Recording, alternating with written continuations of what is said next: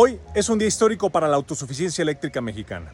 El día de hoy el presidente de México, Andrés Manuel López Obrador, anunció la compra a Iberdrola de 13 plantas de generación eléctrica. Estas plantas tienen una capacidad instalada de 8.539 megawatts y se suman a partir de ahora al sistema eléctrico administrado por la Comisión Federal de Electricidad. La mayoría de estas plantas son de ciclos combinados o de gas, es decir, que son amigables con el medio ambiente. También se incluye un parque eólico ubicado allá en el estado de Oaxaca. Esta transacción costará aproximadamente $6,000 millones, mismos que emanaron de la famosa austeridad republicana, es decir, de los ahorros por parte del gobierno, y mejor aún, esta compra no generará deuda para el Estado mexicano.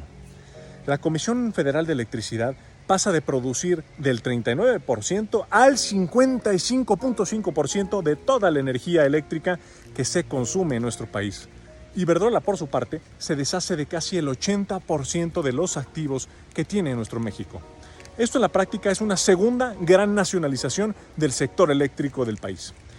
Durante la época neoliberal, compañías como Iberdrola abusaron de la figura de las sociedades de autoabasto, causándole un gran daño económico a las finanzas de la CFE.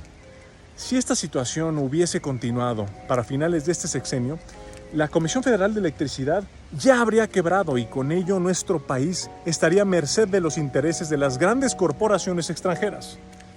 Para darnos una idea, a principios de 1990, la CFE producía casi el 100% de la energía eléctrica de nuestro México. Y con la reforma eléctrica del año 2014 implementada por Peña Nieto, la producción de energía de la CFE cayó por debajo del 40%. Tuvo que llegar el presidente Andrés Manuel López Obrador a poner un alto a esta situación. Hace un año, las y los diputados del movimiento buscamos una reforma constitucional en cuanto al sector eléctrico mismo, que desafortunadamente no fue aprobada en el Congreso, ya que se requería una mayoría calificada, es decir, 2/3 partes del Congreso, y de esta forma la oposición mexicana y también los cabilderos optaron por ponerse del lado de los extranjeros y votar en contra de dicha reforma constitucional. Después votamos con la mayoría simple el Plan B por una reforma a las leyes secundarias, mismas que fueron claves para que Iberdrola accediera a vender sus plantas al Estado mexicano. Hoy, con el patriotismo del presidente Andrés Manuel López Obrador y la verdadera voluntad política, esta operación convierte a la CFE en el principal productor de energía eléctrica de nuestro país.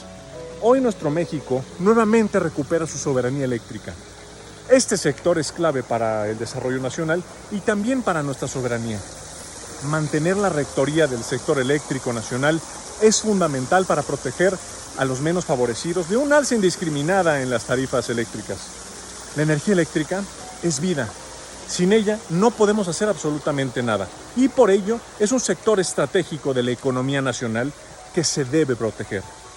En países como España, por ejemplo, donde tienen un sector eléctrico completamente privatizado, sus habitantes sufren de altas tarifas en las que el Estado no puede hacer absolutamente nada.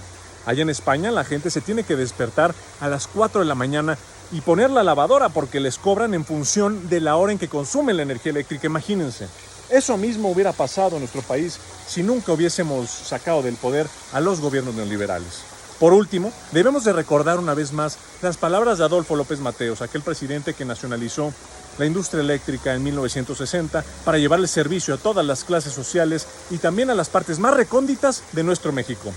Mexicanos, les devuelvo la energía eléctrica, pero no debemos de confiarnos porque en el futuro algunos malos mexicanos identificados con las peores causas del país intentarán por medios sutiles entregarle nuevamente nuestros recursos a los extranjeros.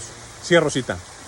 Todos debemos de reconocer que si el presidente López Obrador no se hubiera empeñado a recuperar la soberanía energética, esta compra de 13 plantas jamás hubiera podido realizar. Soy Miguel Torruco Garza y les mando un fuerte abrazo desde aquí, desde los bosques del Estado de México. Hasta luego.